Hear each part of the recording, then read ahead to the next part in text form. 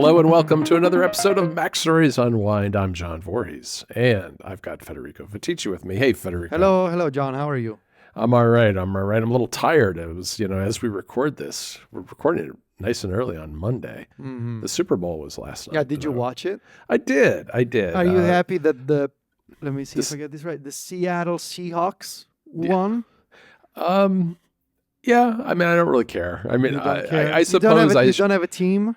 No, I suppose I should be upset. We have a very bad team in Charlotte called the Charlotte whatevers. No, I mean, what kind of answer is that? The Charlotte whatever? I was going to say the Charlotte Panthers, I think.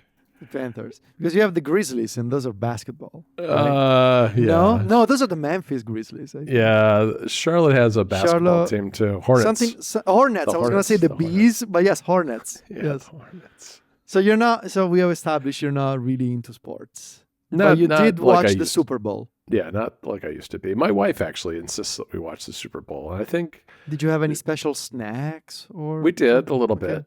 Yeah, we did a little bit. We went grocery shopping earlier in the day, and we had some snacks, but we didn't end up eating the snacks. What we ended up doing was ordering a pizza. And boy, I'll tell you, pizzeria does good business on Super Bowl Sunday. I picked it up about 30 minutes before the game started, and it was just like a revolving door. The people who are working in this place, it's just a small hole-in-the-wall place. They were absolutely frazzled. They had so many orders that they were trying to get out the door, and everybody was coming. Probably like 10, 15 people came up in and out during the 10 minutes I was there waiting for my pizza. But yeah, we did that. I should probably be upset about the outcome because my wife's from New England and the New England Patriots lost. I know a lot of people in her family were upset. I don't really care one way or the other. For the most part, the Super Bowl, I think in recent years, has been kind of boring. Last night's was kind of maybe in between. Parts of it were really boring. Parts of it were not. Jennifer likes watching the ads. I tell her, I said, you can just go to YouTube and see like all of them in one place. But she likes to watch it. And so I sat on the couch and vibe coded while I watch football. Obviously. So in Italy, there's a new run of Who Wants to Be a Millionaire? Oh, yeah? And Sylvia keeps saying that I should either go and try for Who Wants to Be a Millionaire or the Wheel of Fortune. Yeah. I really like the new run of the Wheel of Fortune that we have in Italy. After 20 years, it's come back, and it's incredible. It's the most watched quiz show in the primetime spot at dinner time. Anyway, there was a question a couple of weeks ago on Who Wants to Be a Millionaire. It's the same host, by the way. The same person hosts both the Wheel of Fortune and Who Wants to Be a Millionaire. Is our quiz guy in Italy. And there was a question like, which of these foods is not a typical Thanksgiving food in the United States? I was like, I got this. Years of Unwind knowledge paid off. That's perfect. And you would be great for any questions that were like, how well do you know America? I could probably do, with enough study, I could probably do like a citizenship test or something. I know a lot about America at this point. You do. And the question was, I don't know, or maybe there was like only one was the correct one of all the foods. And it was the pecan pie, I think. I love a pecan pie. I was like, I know this. Like all of these foods are for different occasions. No, you know what it was? It was not the pecan pie. It was the cranberry sauce. Oh, all right. It was the cranberry sauce. Yeah. Yes. Yeah. Yes. I have my years and years of food-related Unwind segments. That is great. Pecans are grown not far from here. They're a big export of Georgia. So Georgia, they also have peaches, right? Peaches, yes, they're very into their peaches. Like we drove a couple of like 3 weeks ago now down to Florida to visit family when that ice storm hit. And the minute you cross the border into Georgia, you're in Georgia for a short time when you go down to Florida. Peach signs everywhere. Stop here, buy peach. Even though it's winter, I mean, the signs are up for the peaches. Did you get some? No, not in the winter. They're not. They're like a late summer fruit. So yeah, they're not. I guess they're not as tasty also, like with no sun, Yeah, I mean, these shops probably, I'm sure, sell like peach jam and peach, stuff that preserves, things like that. But in the summer, you'd want to go in the summertime. If you went like July, August, you get some really nice peaches. Remind me again, in the US, you call it jam. You don't call it marmalade, right? Yeah. I mean, you can go to the store and you see jars that say marmalade on them. But for us, like marmalade is just very particular. It's the orange kind. Oh, okay. So marmalade is just orange. Okay. Yeah. Marmalade is just orange. But everything else is usually either called jam, jelly, or preserves, I would say. Preserves. Yes, and I think preserves and jam are roughly the same thing. I don't think they're really different. So in Italian it's called marmellata, which is a very similar word to marmalade. Yeah. But I think we also have a separate word for preserve. It's confettura, which is yes, I've heard that word before. Yeah, it's a similar concept. It's slightly different because I think there's like different processes. I've seen it on enough Italian menus, Federico. I think there are different processes with which you made, like the marmalade is made a certain way, and the preserve is made in another way. Yeah, I think a marmalade is. I think of them always as a little bit more like a jam, like a jelly almost, which has. With lots of sugar. Fewer chunks. They all have a lot of sugar, but a lot of sugar. It's why they taste so good. I mean, if it was, tasted bad, it wouldn't be so good for you. Yeah. Another question before, and I have a small pick this week, more of a follow-up pick. Just a general sort of like etiquette question. So let's say you have somebody over at your house that's supposed to like fix something. Okay. Right? Like a plumber or an electrician, some kind of technician. Do you offer them something? Like, do you offer like a cup of coffee or do you offer anything? Not if they're not there for a long time. I mean, if they're going to be there for a while, we offer them like, some water or whatever, Yeah, we'd offer them something. Okay. Yeah. One time I had this guy. So usually I offer an espresso, right? Yeah. Because it's typical Italian. I mean, obviously the water is good. But I have an espresso machine. It's easy enough. In 1 minute I can make a cup of espresso. It's okay. One time I had this guy years ago where like I offered my usual cup of espresso and he was like, yeah, sure, please. And he kept asking for more. Not more espresso, but like, do you also have cookies? It's like, oh, yeah. Oh, that's great. And this guy basically smacked for like a whole 10 minutes. Oh, that's hilarious. That's good. We haven't really, because our place is brand new, we haven't had people in here that much. So it's been a while since I've had workers in my house for more than a short period of time. Okay. Yeah, I just wanted to make sure. All right. Yeah. I definitely offer them something, especially if they're going to be there for a while. Okay.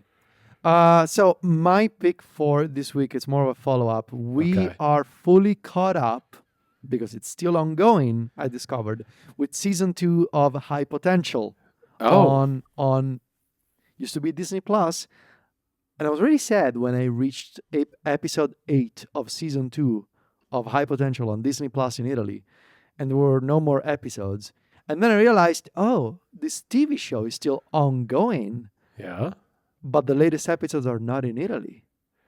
They are only on Hulu in the United States. So Hulu's not part of your Disney Plus subscription in Italy?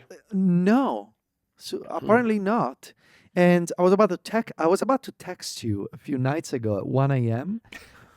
Not 1 a.m. my time. Until I discovered, my 1 a.m. Until I discovered that I could purchase a Hulu gift card online. And so with the VPN, I created my usual fake US account. I used your zip code, John, by the way. All right, sure. Hope you don't mind. No worries. That's the right one to do, given the card you probably used. I didn't I didn't use a card. I just signed up with a free account, and there's a bit of a trick when you sign up.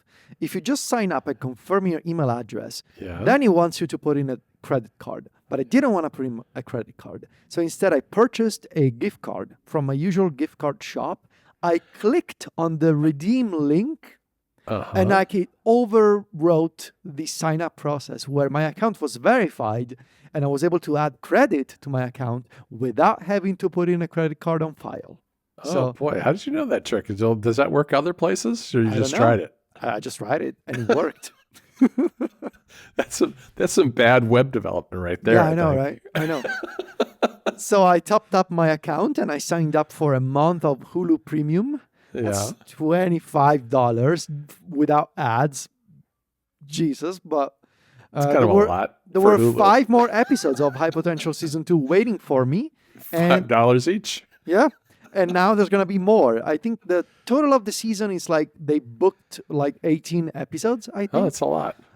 And apparently I was doing some reading. The ratings are going really well. Oh. And so there's probably going to be a season 3. Season 2 is so much better than season 1. Season 1, as I told you, was like the classic procedural police drama. Right. In season 2, they did a better job balancing the fact that each episode is a self-contained storyline, but also there's the underlying narrative. And in season 2, they developed the underlying narrative much better than season 1. And there's already, you can tell that some characters are not who they say they are. Oh, interesting. Yeah, it's very intriguing, very intriguing. I think Jennifer will be into it, honestly. We used to have Hulu. We don't have it right now. I mean, because, it was one of those things I had a really good deal for a while that was a package of like Disney Plus and Hulu. And we found we weren't really watching either of them very much because we don't have little kids. And I think that, or if you're into Star Wars, are the main reason or Marvel to have Disney. And we weren't watching Hulu a lot, so we dropped it. I might dip back in though, because there are enough shows like that I would do the usual, sign up for a month or 2 and then drop it again. All right, cool. Anyway, that's my recommendation. Season 2, also very good and still ongoing. All right. Yeah, I mean, the Hulu here, I think, from everything I've read, Hulu is kind of slowly being folded into and collapsed into Disney. And at some point, I bet you'll find that Hulu is part of Disney Plus in Italy. Yeah, eventually, because it's, I don't know, the writing seems to be on the wall there from what I've read. But my pick this week is Shrinking, season 3. Nice. And it's really good. I mean, sometimes I wonder about this show. I'm like, do I really want to watch this? Because they can be kind of intense, and and they can be pretty emotional at times. But I think they do such a great job of balancing that aspect of the show with the humor that I always find myself watching it and enjoying it, even if it's kind of like a heavy topic. And this season, I think, has gotten off to a good start. I mean, the Alice, who's the daughter of Jimmy, is getting ready to go off to college. She's like a senior in high school, so she's making her decisions. And the guy who killed Jimmy's wife, played by Goldberg. I always forget the name of all the characters. Goldstein. Yeah. He's thinking of getting back into being a designer, because I guess that's what he was before the tragedy. And Paul, played by Harrison Ford, he has gotten worse. His Parkinson's has gotten worse. And Michael J. Fox makes a guest appearance, and I think it was the very first episode. But the general theme so far, and it's only like 4 episodes in, is moving on. Alice is moving on to college. The other characters are moving on from the tragedies of their past. The next door neighbor's son has lost his job again and moves back in, and they have to kind of decide whether they're going to sort of kick him out and make him grow up a little bit. So there's that dynamic going on. But yeah, it's a really big cast, and I think they do a good job of managing all those storylines, and it's enough that it kind of allows them to focus more on one character or 2 or 3 characters each season, but the other ones are there to kind of mix it up and support everybody. And I think it does a really nice job that way, both having lots of different humorous storylines, but also exploring a lot of different stories as well. So yeah, I've been enjoying it a lot. Nice. We also started watching it 2 nights ago. So we're watching nice. episode 2 now. So we had to stop last night because we fell asleep. So. Yeah, not because it's boring, but because we were tired. Yeah, it comes out on Wednesdays, so the same night as Hijack. So Wednesday's our TV night right now, because those 2 shows are like our main shows at the moment. Nice. All right. All right, okay. Federico. Well, John, as we're hanging up this call, I will remind you that there's a chance that in 7 minutes, Apple will drop 26.3. We got the release candidate last week, so I'm not too excited about the final, whatever they call it. Anyway. Oh, no, that's good. That's good. Hey, and don't forget, I'll have an Unwind deal in the show notes for a movie or TV show or something like that. So take a look there if you want to maybe get a good deal on something. And in the meantime, you can find me and Federico over at MacStories.net and on social media, where Federico is at Viticci. That's VITICCI. And I'm at John Voorhees, JOHNVOORHWS. Talk to you next week, Federico. Ciao, John.